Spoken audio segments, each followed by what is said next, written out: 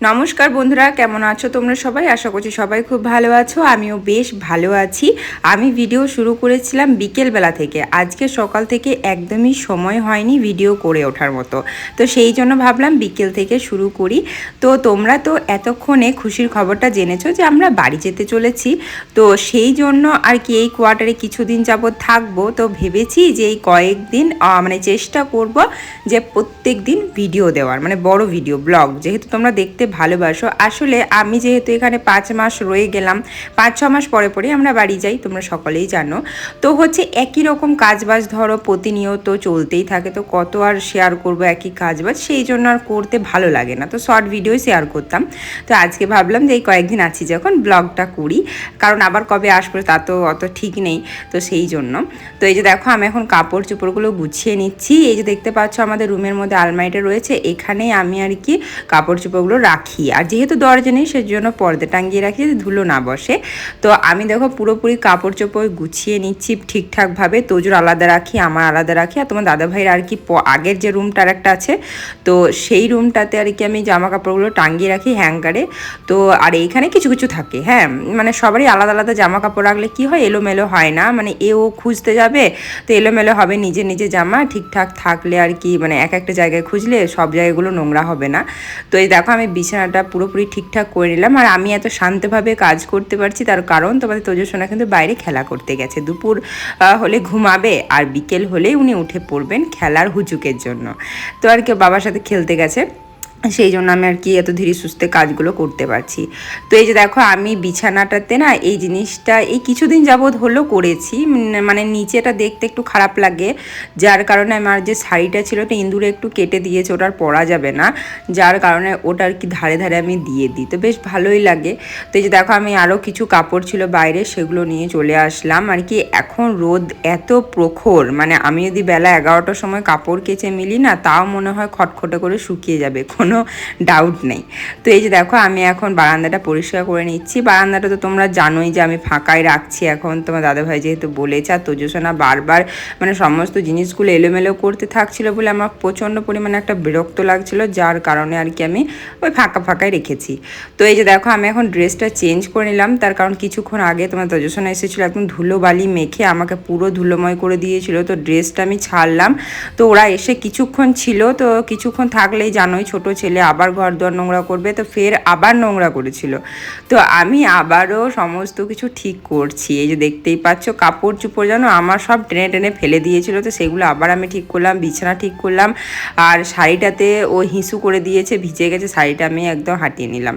তো যেহেতু ধুলোবালি মেখে এসেছিলো, তো আমি ভাবলাম পুরো ঘর তো ধুলো ধুলো ওরা করে দিয়েই চলে গেল, তো আমি আবার ছপ্পরে যে তলটা, তো সেটা আমি পরিষ্কার করে পুরো ঘরটা আবার ঝাড়ু মেরে দিলাম। আর এই যে আমি এখন বিকেল আর কি কাপড়গুলো সার্ফে দিয়ে দিচ্ছি। তোমাদের দাদাভাই গিয়েছিল চিকেন আনতে, তো চিকেন এনেছে, এই যে আমি এখন ভালোভাবে ধুয়ে রেখে দেবো। এখন আমি রান্না করবো না, এখন জলটা ঝরুক, এখন তো অনেক বেলা আছে, এখন থেকে রান্না করে কি হবে। তো আমি ধুয়ে রেখে দিলাম। আর এইদিকে আমি চলে এসেছি বাসনপত্র ধুতে আর কি, দুপুরের খাওয়া দাওয়ার বাসনপত্রগুলো পড়েছিল আর কি, সেজন্য ধুয়ে নিচ্ছি। তো তোমাদেরকে এবারে বলি যে আমরা কবে বাড়ি যাচ্ছি না যাচ্ছি, ঠিক আছে? তো আমরা যাচ্ছি 16 তারিখ বাড়ি, ঠিক আছে, মানে 16 তারিখ ট্রেন ধরবো এখানে রাত্রির দিকে, তারপরে আমরা বাড়িতে নামবো 18 তারিখ। আমাদের যেতে আসতে ওখানে দুদিন করে চলে যায়, মানে 4 দিন আমাদের ছুটিটা মানে এমনিই চলে যায়।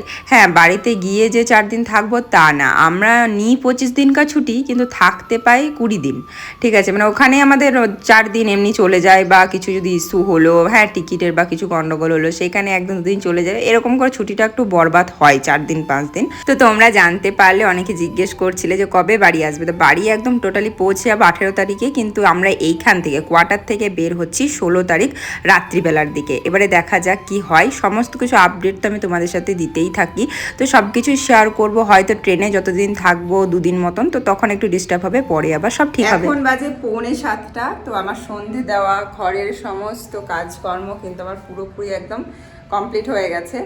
আর তোজসোনাকে দেখায়, হ্যাঁ কি কি কি কি তোমাদের তোজসোনা গিয়েছিল বিকাল 5টার সময় বাইরে খেলা করতে, তখন ওকে আমি ওটস খাইয়ে পাঠিয়েছিলাম।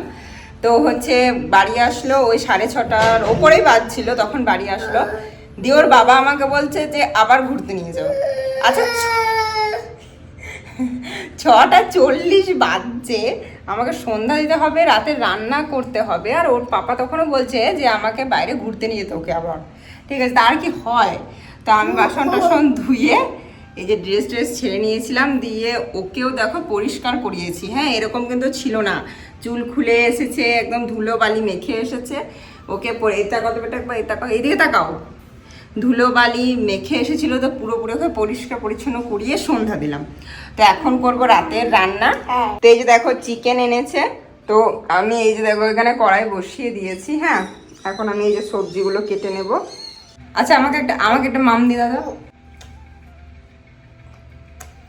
বিকেলবেলায় তোজো শুধুমাত্র একটু খেলতে যায়, তার মধ্যে আমাকে দুবার ওকে পরিষ্কার করতে হয়। যদি মানে অন্যদিন একবার আসে তো মানে একবার হয়, আর আজকে যে দুবার এসেছিলো দুবারই পরিষ্কার করে দিয়েছি। আসলে আমি না অতটা নোংরা ওকে দেখতে পারি না, আর ছোট বাচ্চারা নোংরা হয়ে থাকলে না ওদের ইনফেকশনের প্রবণতা বাড়ে। আর এখন গ্রীষ্মকাল, তাই বারে বারে ছোটো বাচ্চাদেরকে আর কি পরিষ্কার পরিচ্ছন্ন রাখাটাই বেটার।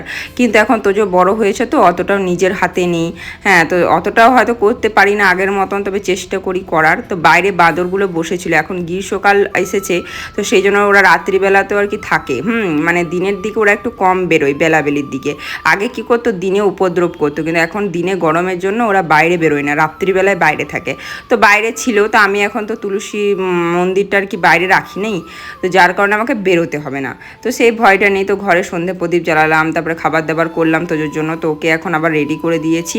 হ্যাঁ, তারপরে আর কি ও খেলাধুলা করছিল, এই যে দেখো আমার কাছে এসেছে, এখন একটু বায়না করছিল এই ওই নেবে আর কি। তো ওকে আর কি নিয়ে রান্না বান্না করছিলাম, সমস্ত কাজবাজ করছিলাম। ও আর কি আমার সাথে এরকম ঘুরতেই থাকে, মাম্মা মেটা দাও, মাম্মা মোটা দাও, এরকম বলতে থাকে। কিছু কিছু ওয়ার্ড বেরিয়ে গেছে, এমনকি মাম্মা আমাকে একদম স্পষ্ট বলে, মানে ছেলের মুখ থেকে প্রথম ডাক হচ্ছে মা ডাক। তো আমাকে যখনই বলে না মাম্মা, মানে শুনে এত ভালো লাগে কি বলবো। আমি চাই ভগবান যেন খুব তাড়াতাড়ি আমার তোজো সোনার মুখে খুব সুন্দর সুন্দর কথা বের করে দিক। আমি সোনার জন্য ওয়েট করে আছি যে কখন আমার ছেলে আমাকে একদম আর কি পুরো কথা বলবে। আমরা খুবই এক্সাইটেড, মানে ওর জন্য এই যে কথা বলবে সেটা নিয়ে আমি প্রচণ্ড আশায় বসে আছি। ওর কিছু কিছু ওয়ার্ড স্পষ্ট বেরিয়ে গেছে। হ্যাঁ, তবে সেন্টেন্সটা এখনও বেরোয়নি, আশা করছি তাড়াতাড়ি বেরিয়ে যাবে। সবই ঠাকুরের ভরসায় ছেড়ে দিয়েছি। তো এই দেখো আমি রাতের রান্না চিকেন করে নিয়েছিলাম, আর স্যালাড কেটে নিয়েছিলাম, রুটি করেছিলাম, আর তোজোর জন্য দুধ রুটি। আর এটা হচ্ছে আগের দিনকার ভিডিও, জানো তো। তো এটা হচ্ছে তোজো সোনা আমার সাথে মটর কলাই ছাড়াচ্ছিল, ও আমার নকল করছে। ভাবলাম তোমাদের সাথে এটা একদিন শেয়ার করব, তো সেই জন্য আর কি ভিডিওটা করে রেখেছিলাম। তো বন্ধুরা, এই ভিডিওর মাধ্যমে বলে দিলাম যে আমি কবে বাড়ি যাচ্ছি, আশা করি তোমরা বুঝতে পেরে গেলে। তো নেক্সট কিন্তু অনেক ভিডিও আসতে থাকবে, আপডেট দিতে থাকবো, তোমরা নজর রেখো। তো চলো আজকের মতো এখানে শেষ করছি, টাটা।